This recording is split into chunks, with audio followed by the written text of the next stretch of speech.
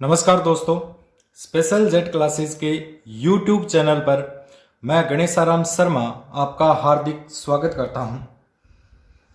पिछली क्लास में हमने बात की थी मौसम और जलवायु के बारे में, लेकिन उनके तत्वों के बारे में पूर्ण विस्तार से अपनी चर्चा नहीं कर पाए थे। आज की क्लास में हम मौसम और जलवायु के प्रमुख तत्वों के बारे में बात करने वाले हैं, पूर्ण विस्तार से बात करने वाले हैं। तो आज की क्लास स्टार्ट करते हैं।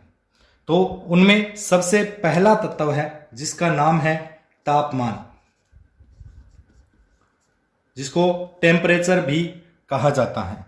तो सबसे पहले अपने तापमान के बारे में बात करते हैं।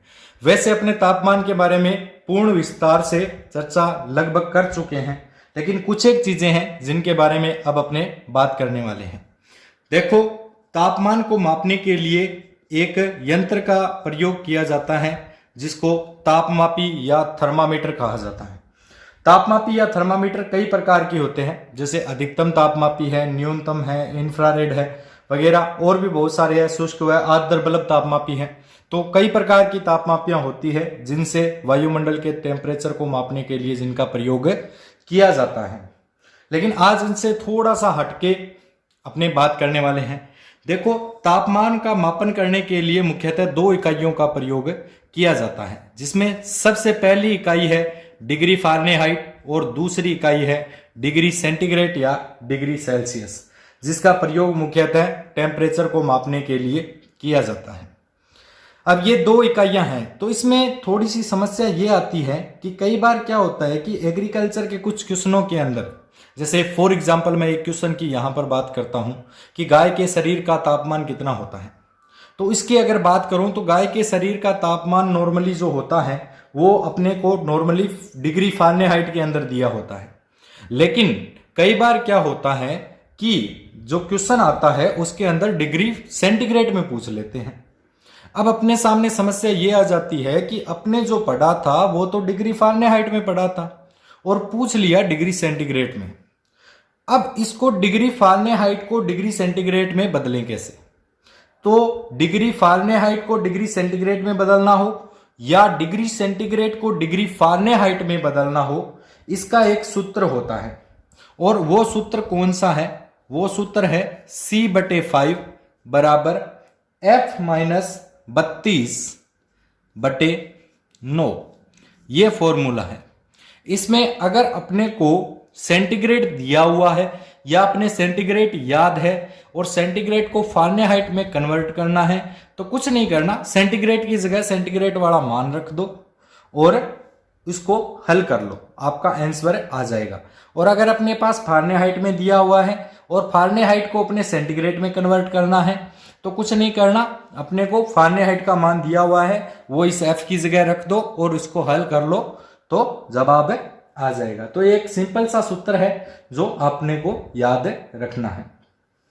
अब थोड़ी सी एक चीज और याद रखनी है, कई बार पूछ लिया जाता है कि नॉर्मली अपने जो तापमापियां पढ़ी थी पिछली क्लास में, अगर आपने पिछली क्लास नहीं लगाई है तो डिस्क्रिप्शन में उसका लिंक है जो है वो मिल जाएगा, आप वहां से लगा सकते हो। और अगर इसकी पूर्ण जानकारी आपको चाहिए तो पिछली क्लास भी देखना और ये क्लास भी पूर्ण रूप से देखना।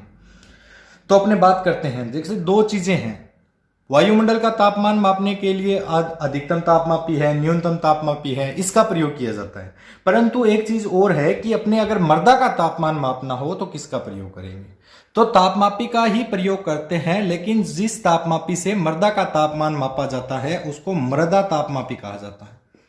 कौन सी तापमापी कहा जाता है? मृदा तापमापी। अब यहां पर यह तो चीज पूछी ही नहीं जाती कि मृदा तापमापी से मृदा का तापमान मापा जाता है या मृदा का तापमान किससे मापा जाता है, ये कोई स्पेसिफिक क्वेश्चन नहीं पूछा जाता। क्वेश्चन पूछा जाता है कि जो मृदा तापमापी होती है उसमें भरा क्या होता है। जैसे अधिकतम में जो पारा भरा होता है, न्यूनतम में अल्कोहल भरा होता है, उसी प्रकार से मृदा तापमापी के अंदर क्या भरा होता है? तो मृदा तापमापी के अंदर पारा भरा होता है, ये चीज याद रखना, कई बार पूछा जा चुका क्वेश्चन है। एक और पूछा जाता है कि जो पत्तियां होती है, पत्तियों का तापमान किससे मापते हैं? तो पत्तियों का तापमान मापने के लिए मुख्यतः इंफ्रारेड थर्मामीटर का प्रयोग किया जाता है। कौन से थर्मामीटर का प्रयोग किया जाता है? इंफ्रारेड थर्मामीटर का प्रयोग मुख्यतः पत्तियों का तापमान मापने के लिए किया जाता है। तो ये तो थी तापमान के बारे में बेसिक जानकारी। अब अपने फसल के ऊपर तापमान का क्या प्रभाव रहता है या अपने एग्रीकल्चर के अंदर तापमान का क्या प्रभाव है उसके बारे में थोड़ी सी जानकारी प्राप्त करते हैं। तो फसलों के ऊपर जो तापमान का प्रभाव है या फसलों के लिए जो अनुकूल तापमान होता है उसको कार्डिनल तापमान कहा जाता है। क्या कहा जाता है? कार्डिनल तापमान। यानी फसलों के लिए उपयुक्त तापमान कौन सा तापमान कहलाता है? कार्डिनल तापमान।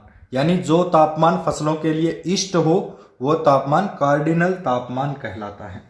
और जो कार्डिनल तापमान है वो आपकी रबी की फसल के लिए और खरीफ की फसल के लिए अलग अलग होता है। ये कार्डिनल तापमान रबी की फसल के लिए होगा 25 से 30 डिग्री सेंटीग्रेड, यानी ये टेम्परेचर रबी की फसल के लिए उपयुक्त होता है। और खरीफ की फसल के लिए होता है 30 से 37 डिग्री सेंटीग्रेड। ये चीज याद रखना, कई बार पूछी जा चुकी है। कार्डिनल तापमान किसको कहते हैं? जो वह तापमान जो फसल की वृद्धि एवं विकास के लिए इष्ट होता है यानी उपयुक्त होता है, कार्डिनल तापमान कहलाता है।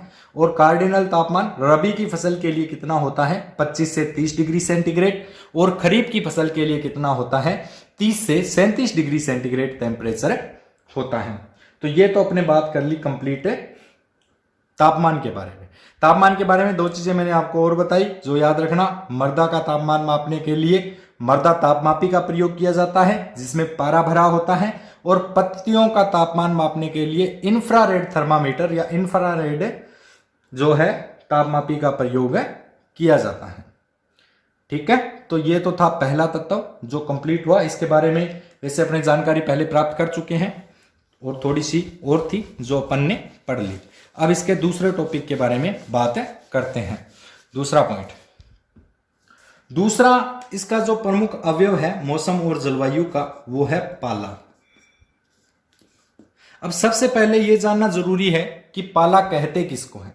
तो पाले के बारे में देखो, क्या होता है कि जब दिसंबर जनवरी माह के अंदर, दिसंबर जनवरी माह में जब अपने यहां पर टेम्परेचर काफी कम होता है, ठंड बहुत ज्यादा होती है, तो उस टाइम क्या होता है कि जो पृथ्वी की सतह है, बिल्कुल पृथ्वी की सतह, ऊपर की सतह, उस सतह का तापमान 0 डिग्री सेंटीग्रेड से नीचे चला जाता है। तो 0 डिग्री सेंटीग्रेड से नीचे जाने के कारण क्या होता है कि इस पृथ्वी की सतह के आसपास जो भी जल वाष्प होती है, ये जल वाष्प क्या होती है कि पृथ्वी के ऊपर जो टेम्परेचर के संपर्क में या पृथ्वी की सतह के संपर्क में आकर और पृथ्वी की सतह के ऊपर एक पतली बर्फ की परत के रूप में जम जाती है। ये परत पृथ्वी की सतह के ऊपर जम जाती है, ये परत पेड़ पौधों की पत्तियों के ऊपर जम जाती है, या पृथ्वी के ऊपर या भूमि के ऊपर सतह के ऊपर कोई भी जो भी चीज बाहर पड़ी है उस सभी के ऊपर ये परत जम जाती है। और इसी जमी हुई परत को ही क्या कहते हैं? पाला कहते हैं। तो पाला किसको कहते हैं? जब पृथ्वी कई सर्दी के दिनों में दिसंबर जनवरी माह के अंदर जब पृथ्वी की सतह का तापमान 0 डिग्री सेंटीग्रेड से नीचे चला जाता है, तो पृथ्वी के पास उपस्थित जो जलवाष्प है, सतह के पास जो जलवाष्प है, वो जलवाष्प पृथ्वी की सतह के संपर्क में आकर एक पतली बर्फ के रूप में पृथ्वी की सतह पर या सतह के ऊपर जो भी वस्तुएं पेड़ पौधे हैं उनकी पत्तियों के ऊपर आदि के ऊपर जम जाती है, और उसी को अपने क्या कहते हैं? पाला कहते हैं। अब पाले के नुकसान के बारे में बात करते हैं, यानी खेती के अंदर जो पाला है वो क्या नुकसान पहुंचाता है, कृषि के अंदर पौधों को क्या नुकसान पहुंचाता है। देखो, पाला क्या करता है, ये कोई पेड़ की पत्ती है, इस पत्ती के ऊपर जम जाएगा। जमने से क्या होता है कि पत्ती के जो अंदर उत्तक है उन उत्तकों के अंदर जल भरा हुआ है, और ये जल भी उस पाले के प्रभाव के कारण जम जाता है। और पत्तियों के अंदर उत्तकों का जल जमने के कारण पत्तियों के जो उत्तक है वो फट जाते हैं, और उन उत्तकों के फटने के कारण पत्ती पूरी सूख जाती है। और इस प्रकार धीरे धीरे करके पाले के प्रभाव में अगर पूरा पौधा आ जाता है तो पूरा पौधा ही सूख जाता है। ये पाले का इफेक्ट है, थोड़ा नुकसान है सर्दियों के अंदर पाले का। अब इस नुकसान से बचें कैसे, यानी पाले से बचाव कैसे करें? तो अब अपने देखते हैं पाले से बचाव। पाले से बचाव के कई तरीके हैं, जिसमें सबसे इफेक्टिव और सबसे उपयुक्त तरीका है, जो सबसे ज्यादा कई बार किसानों के द्वारा अपनाया जाता है, वो है H2SO4, या इसको अपने कहते हैं सल्फ्यूरिक अम्ल। सल्फ्यूरिक अम्ल, गंधक का अम्ल, कई नाम है इसके। इसका छिड़काव करना। इसके 0.1% का घोल तैयार करते हैं, यानी 1000 लीटर जल के अंदर 1 लीटर H2SO4 मिलाकर 0.1% का घोल तैयार करते हैं, और इस घोल को पत्तियों के ऊपर या पौधों के ऊपर छिड़क देते हैं। छिड़कने से क्या होता है कि जो पाला है, जो बर्फ है, वो पत्तियों के ऊपर नहीं जमेगी और नुकसान कम से कम होगा। पहला बचाव तो ये है, यानी H2SO4 के 0.1% के घोल का छिड़काव करना। और दूसरा है हल्की सिंचाई करना। इससे क्या होता है कि जब अपने फसल के अंदर जब अपने को लगे कि आज सुबह पाला पड़ने वाला है, तो कुछ टाइम पहले फव्वारा सिंचाई विधि से या किसी भी तरीके से फसल के अंदर हल्की सिंचाई कर देते हैं। हल्की सिंचाई करने से क्या होता है कि जहां पर सिंचाई करते हैं वहां का जो तापमान है वो 2 डिग्री तक बढ़ जाता है, और उस तापमान के बढ़ने के कारण ही क्या होता है कि उस क्षेत्र में पाले पड़ने की संभावना न्यूनतम हो जाती है और अपनी फसल पाले से बच जाती है। तीसरा तरीका है धुआं करना। यह भी एक इफेक्टिव तरीका है। इस तरीके में जो खेत है, उस खेत के अंदर कई जगह में जो लकड़ी वगैरह है या कोई और पुराना तेल वगैरह है, जिसकी सहायता से धुआं कर दिया जाता है। इस धुएं के कारण भी टेम्परेचर जो है वो तापमान बढ़ जाता है, और तापमान बढ़ने के कारण ही क्या होता है कि फसल का बचाव हो जाता है पाले से। और चौथा प्रमुख तरीका है विद्युत हीटर। यह तरीका नॉर्मली अपने भारत के अंदर नहीं अपनाया जाता है। विद्युत हीटर अपने भारत में नहीं अपनाया जाता है। इसका कारण है खर्चा बहुत ज्यादा होता है। विदेशों में कुछ जो विकसित देश है, जैसे अमेरिका, जापान, इजराइल वगैरह, इन क्षेत्रों में जो बड़े बड़े बाग है, उद्यान है, उन उद्यानों के अंदर जगह जगह हीटर लगा दिए जाते हैं, और उन हीटरों के कारण टेम्परेचर में थोड़ी वृद्धि हो जाती है और फसल जो पाले से बच जाती है।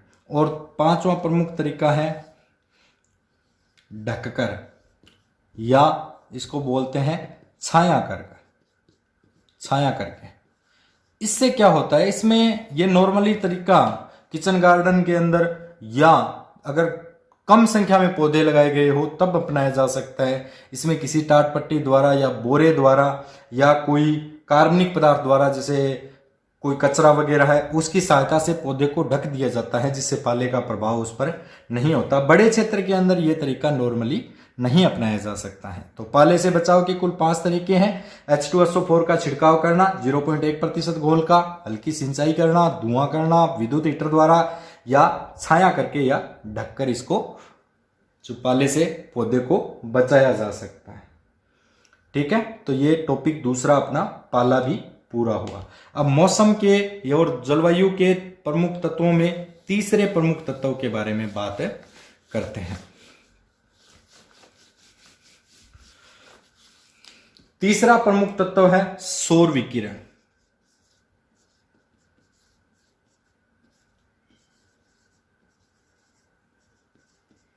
सौर विकिरण, या इसको बोलते हैं सोलर रेडिएशन। सौर विकिरण या सोलर रेडिएशन। ये सौर विकिरण या सोलर रेडिएशन क्या होती है? देखो, सूर्य से आने वाली जो भी किरण है, जो पृथ्वी का तापमान अप करती है, बढ़ाती है, वो सारी किरणें, सूर्य से आने वाली जितनी भी किरणें हैं, वो सारी किरणें सौर विकिरण कहलाती है। और सौर विकिरण को मापने के लिए मुख्यतः म्यू का प्रयोग किया जाता है, यानी मापने के लिए जो इकाई है इसकी वो म्यू है। कौन सी इकाई है? म्यू। सौर विकिरण या सोलर रेडिएशन को मापने के लिए म्यू का प्रयोग किया जाता है या म्यू से मापा जाता है। अब अपने बात करते हैं कि पौधे के ऊपर सौर विकिरण का क्या प्रभाव पड़ता है। तो प्रभाव के बारे में अगर बात करें तो सौर विकिरण मुख्यतः 3 तरीके से पौधे को प्रभावित करती है। और वो 3 तरीके कौन कौन से हैं जिनसे सौर विकिरण पौधे को प्रभावित करती है। सबसे पहली बात करते हैं प्रकाश की गुणवत्ता। प्रकाश की गुणवत्ता यानी जो सौर विकिरण आ रही है पृथ्वी के ऊपर, वो सौर विकिरण किस प्रकार से, उनकी जो गुणवत्ता है वो किस प्रकार से पौधे को प्रभावित करेगी, उसके बारे में बात करते हैं। देखो, प्रकाश की गुणवत्ता सबसे पहले तो कहते किसको है। प्रकाश तेज आ रहा है, कम आ रहा है, उपयुक्त आ रहा है, कौन से रंग का आ रहा है, ये सारी की सारी प्रकाश गुणवत्ता है। तो सबसे पहले प्रकाश गुणवत्ता के बारे में बात करते हैं। तो इसके अंदर एक शब्द आता है जिसका नाम है PAR। PAR यानी फोटोसिंथेसिस एक्टिव रेडिएशन। क्या बोलते हैं इसको? Photosynthesis active radiation. ये जो फोटोसिंथेसिस एक्टिव रेडिएशन है, ये क्या होती है कि प्रकाश की वह गुणवत्ता जिसमें प्रकाश संश्लेषण की क्रिया पौधों के अंदर होती है। यानी प्रकाश की गुणवत्ता कैसी हो जिससे प्रकाश संश्लेषण की क्रिया पौधों के अंदर अच्छी हो, वह क्या कहलाती है? PAR या फोटोसिंथेसिस एक्टिव रेडिएशन कहलाती है। और PAR का जो मान है वो लगभग पौधों के लिए 0.4 से 0.7 म्यू होता है। कितना होता है? 0.4 से 0.7 म्यू। यानी 0.4 से 0.7 म्यू तक की गुणवत्ता की जो प्रकाश की किरणें आती है, या रेडिएशन या तरंग दैर्ध्य बोल सकते हैं, 0.4 से 0.7 म्यू तरंग दैर्ध्य की जो रेडिएशन या किरणें आती है, उन्हीं किरणों या उन्हीं विकिरणों के अंदर प्रकाश संश्लेषण की क्रिया होती है। इसको एक तरीके से और लिख सकते हैं, 400 से 700 nm यानी नैनोमीटर की जो किरणें होती है उसके अंदर प्रकाश संश्लेषण की क्रिया सर्वाधिक होती है। 680 पर वैसे सर्वाधिक होती है, उसके बाद धीरे धीरे करके घटने लग जाती है। थोड़ी सी और चीज याद रखना, जो लाल रंग का प्रकाश होता है उसके अंदर प्रकाश संश्लेषण सर्वाधिक होता है। तो प्रकाश संश्लेषण सर्वाधिक कौन से रंग के प्रकाश में होता है? लाल रंग के प्रकाश में। सबसे पहले अपन बात कर लेते हैं कि प्रकाश संश्लेषण कौन से रंग के प्रकाश में सर्वाधिक होता है। तो लाल रंग के प्रकाश में प्रकाश संश्लेषण सर्वाधिक होता है। हरा व नीला जो प्रकाश होता है, इस प्रकाश के अंदर प्रकाश संश्लेषण की क्रिया सबसे कम होती है। हरे व नीले रंग के अंदर प्रकाश संश्लेषण की क्रिया सबसे कम होती है। अब अपने बात करते हैं प्रकाश की तीव्रता के बारे में। दूसरा पॉइंट जो अपना है वो है प्रकाश की तीव्रता।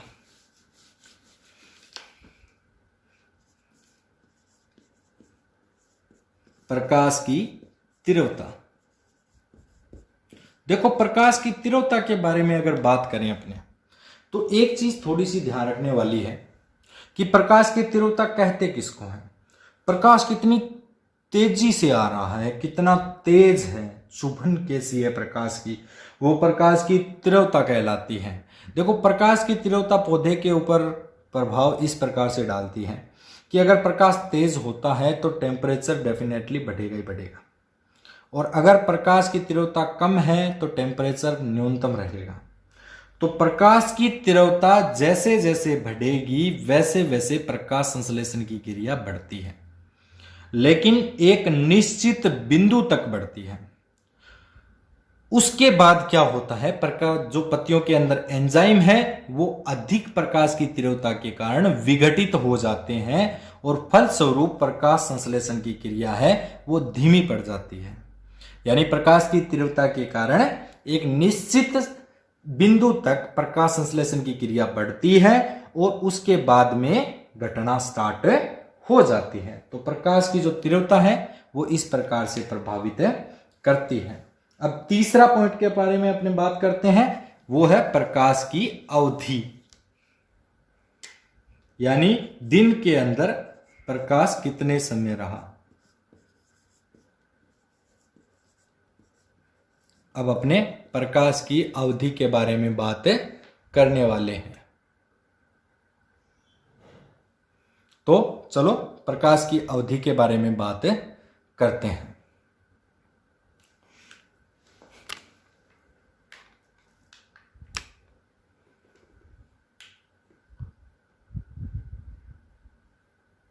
तो प्रकाश की अवधि के बारे में अगर बात करें तो प्रकाश की अवधि यानी एक दिन के अंदर जो प्रकाश है वो कितने समय रहा, उसके बारे में अपने अगर विस्तार से बात करें तो स्टार्ट करते हैं। देखो, प्रकाश की अवधि के बारे में अगर बात करें तो प्रकाश की अवधि दिन के अंदर जितना प्रकाश रहता है उसको प्रकाश की अवधि कहते हैं। ये पौधों को किस प्रकार से प्रभावित करती है। क्या होता है कि प्रकाश की अवधि पौधों के अंदर पुष्पन की क्रिया को प्रभावित करती है। सर्वाधिक कौन सी क्रिया को प्रभावित करती है? पुष्पन की क्रिया को। और ये जो पुष्पन की क्रिया है, प्रकाश की अवधि का पुष्पन, पौधे के पुष्पन पर प्रभाव क्या कहलाता है? फोटो पीरियोडिज्म, या इसको कहते हैं दीप्तिकालिता कहलाता है। क्या कहलाता है? दीप्तिकालिता। पौधे के पुष्पन की क्रिया पर प्रकाश की अवधि का प्रभाव दीप्तिकालिता कहलाता है, ये याद रखना। और इसी दीप्तिकालिता के आधार पर पौधे चार प्रकार के होते हैं। सबसे पहला है जिसको अपने लघु दिवस पादप कहते हैं, लघु दिवस पादप,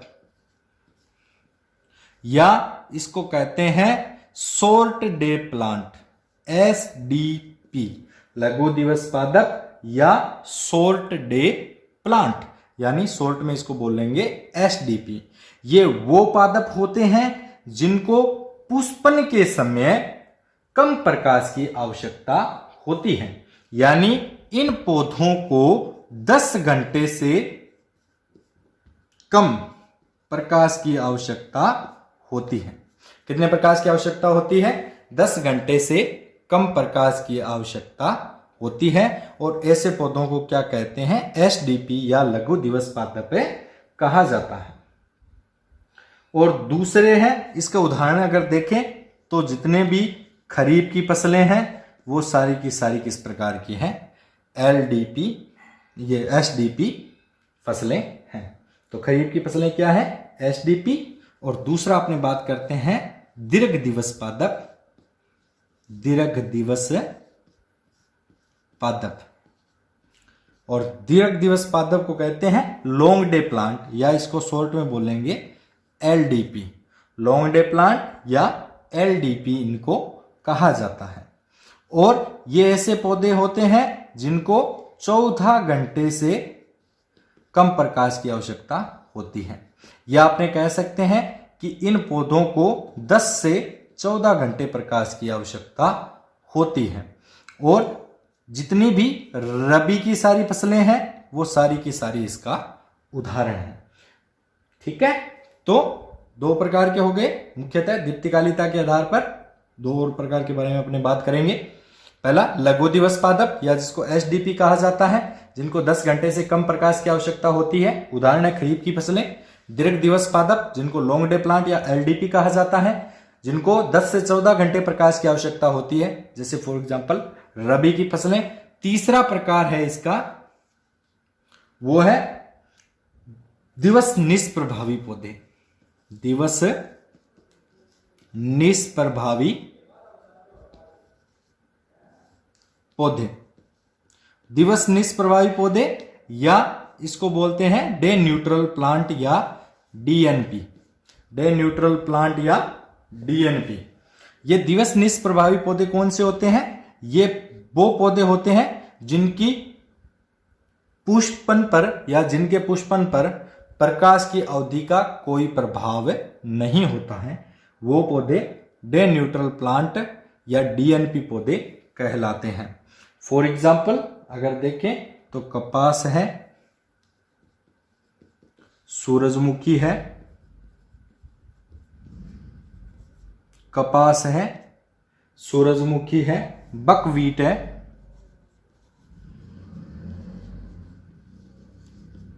इसके अलावा आपके टमाटर है, टमाटर के अलावा मटर है, और धान की कुछ किस्में हैं। तो ये सारे दिवस निष्प्रभावी पौधों के उदाहरण है। अब अपने बात करते हैं नंबर 4, जिनको बोलते हैं मध्यवर्ती दिवस पौधे। मध्यवर्ती दिवस पौधे। मध्यवर्ती दिवस पौधे कौन से होते हैं? मध्यवर्ती दिवस पौधे वो पौधे होते हैं जिनको एक फिक्स पुष्पन के समय एक फिक्स जो टाइम है प्रकाश का जिसकी आवश्यकता होती है। यानी फिक्स टाइम जैसे 12 से 14 घंटे नॉर्मली इसके लिए होते हैं कि 12 से 14 घंटे इनको प्रकाश चाहिए ही चाहिए पुष्पन के समय। ठीक है। और ऐसे पौधे नॉर्मली आपके जो ये अवधि है प्रकाश की, ये सारी जगह पर नहीं मिलती है। अपने भारत के अंदर कुछ एक जगह पर है। इस कारण इसके रिसर्च इंस्टीट्यूट या जो बीज है पुष्पन की क्रिया है वो कुछ एक जगहों पर ही होती है। फॉर एग्जाम्पल इसका है गन्ना। यही कारण है कि गन्ने के अंदर पुष्प हर जगह नहीं बनते हैं, फलन नहीं होता है। इसलिए कोई भी नई किस्में तैयार करने होते हैं तो रिसर्च इंस्टीट्यूट बनाया गया है, शुगरकेन ब्रीडिंग इंस्टीट्यूट जो कोयम्बटूर के अंदर। तो वहीं पर गन्ने को लगभग 12 से 14 घंटे पुष्पन के समय प्रकाश अवेलेबल हो जाता है। ठीक है। तो सबसे पहले अपने प्रकाश की गुणवत्ता के बारे में बात की थी। तो गुणवत्ता के बारे में अगर देखें तो उसमें एक PAR या जिसको बोलते हैं फोटोसिंथेसिस एक्टिव रेडिएशन होती है। वो कितनी होती है? 0.4 से 0.7 म्यू या 400 से 700 nm, जिसमें प्रकाश संश्लेषण की क्रिया होती है। और लाल प्रकाश के अंदर प्रकाश संश्लेषण सर्वाधिक होता है। और सबसे कम प्रकाश संश्लेषण कौन से कलर के प्रकाश के अंदर होता है? हरा हुआ नीले के अंदर। उसके बाद में अपने प्रकाश की तीव्रता के बारे में बात की थी। तो प्रकाश की तीव्रता जैसे जैसे बढ़ती है वैसे वैसे प्रकाश संश्लेषण की क्रिया एक निश्चित समय तक बढ़ती है, उसके बाद में घटने लगती है। और प्रकाश की अवधि सामान्यतः पौधों के पुष्पन को प्रभावित करती है। और प्रकाश की अवधि का पौधों के पुष्पन पर प्रभाव दीप्तिकालिता कहलाता है। और इसी दीप्तिकालिता या फोटो पीरियोडिज्म के आधार पर पौधों को 4 भागों में बांटा गया है, जिसमें सबसे पहले हैं लघु दिवस पादप या शॉर्ट डे प्लांट या SDP, जिनको पुष्पन के समय 10 घंटे से कम प्रकाश की आवश्यकता होती है, जैसे खरीफ के पौधे। दूसरा है दीर्घ दिवस पादप या लॉन्ग डे प्लांट या LDP, जिनको 10 से 14 घंटे प्रकाश की आवश्यकता होती है, उदाहरण रबी की फसलें। नंबर 3 है दिवस निष्प्रभावी पौधे या डे न्यूट्रल प्लांट या DNP। इनके ऊपर प्रकाश की अवधि का कोई प्रभाव नहीं पड़ता है, उदाहरण है कपास, सूरजमुखी, बकवीट, टमाटर, मटर, धान की कुछ किस्में आदि। चौथा है मध्यवर्ती दिवस पौधे, जिनको 12 से 14 घंटे प्रकाश की आवश्यकता होती ही होती है, और ये कुछ स्पेशल है। इसका उदाहरण है गन्ना। ये याद रखना, कई बार पूछा जा चुका है। ठीक है, और वेरी इंपॉर्टेंट है। अब अपने अगले अवयव के बारे में बात करते हैं, अगले तत्व के बारे में बात करते हैं।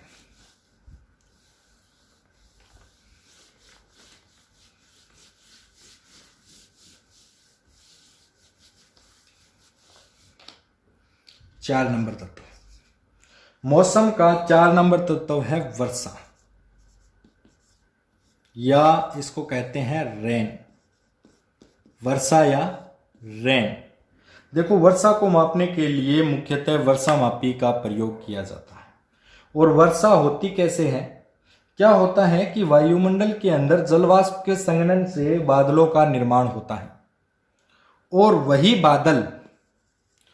बादल जब जल की बूंदों के रूप में, या जो जलवाष्प की छोटी छोटी बूंदें हैं, वो बूंदें इकट्ठी होकर एक बड़ी बूंद का निर्माण कर लेती है। और वो बड़ी बूंदें जब पृथ्वी की सतह के ऊपर आकर गिरने लगती है तो इन्हीं बूंदों को अपने कहते हैं वर्षा।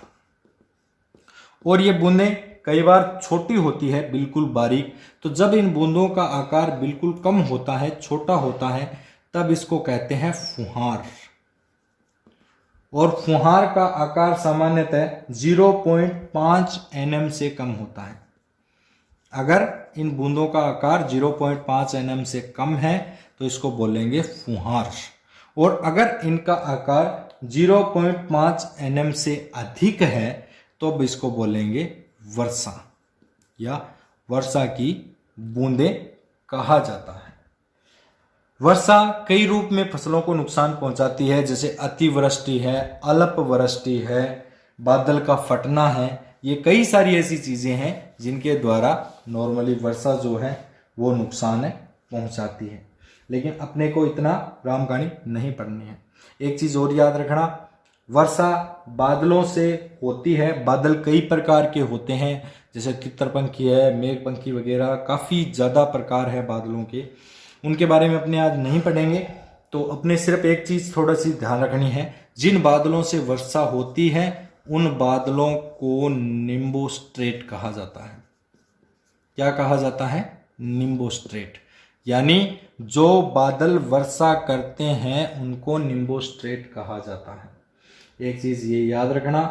और इसके अलावा अगर वर्षा के बारे में वैसे पहले बात कर चुके हैं, अगर बात करें तो जो अपने विश्व की औसत वार्षिक वर्षा है वो कितनी है? 1000 mm, या इसको अगर सेंटीमीटर में कन्वर्ट करें तो 100 सेंटीमीटर। और अगर अपने भारत के बारे में बात करें तो भारत की औसत वार्षिक वर्षा है वो है 1195 mm, या इसको अगर कन्वर्ट करें तो 119.5 सेंटीमीटर। और अगर अपने राजस्थान की औसत वार्षिक वर्षा के बारे में बात करें तो राजस्थान की औसत वार्षिक वर्षा है 575 mm, या अगर इसको सेंटीमीटर में कन्वर्ट करें तो 57.5 सेंटीमीटर। इसके अलावा एक कई बार और क्वेश्चन पूछ लिया जाता है, दक्षिण राजस्थान की औसत वार्षिक वर्षा कितनी है? क्योंकि पश्चिमी राजस्थान की औसत वार्षिक वर्षा कितनी है? तो पश्चिमी राजस्थान के अंदर काफी ज्यादा सूखा पड़ता है। जैसलमेर, बाड़मेर, बीकानेर, चूरू, ये हिस्सा इसके अंदर आता है नॉर्मली। तो इसके अंदर काफी ज्यादा सूखा पड़ता है, तो बारिश यहाँ पर अत्यंत कम होती है। और कई बार पूछा जा चुका क्वेश्चन है। तो आपके जो पश्चिमी राजस्थान है इसके अंदर वो जो वार्षिक वर्षा होती है वो होती है आपके 150 mm। 150 mm यानी 15 सेंटीमीटर औसत वार्षिक वर्षा है। तो याद रखना, वर्षा से संबंधित इतनी चीजें आपको बताऊंगा। वर्षा जो जिन बादलों से वर्षा होती है उसको निम्बोस्ट्रेट कहा जाता है। विश्व की औसत वार्षिक वर्षा 1000 mm या 100 सेंटीमीटर है। भारत की औसत वार्षिक वर्षा 1195 mm या 119.5 सेंटीमीटर है। और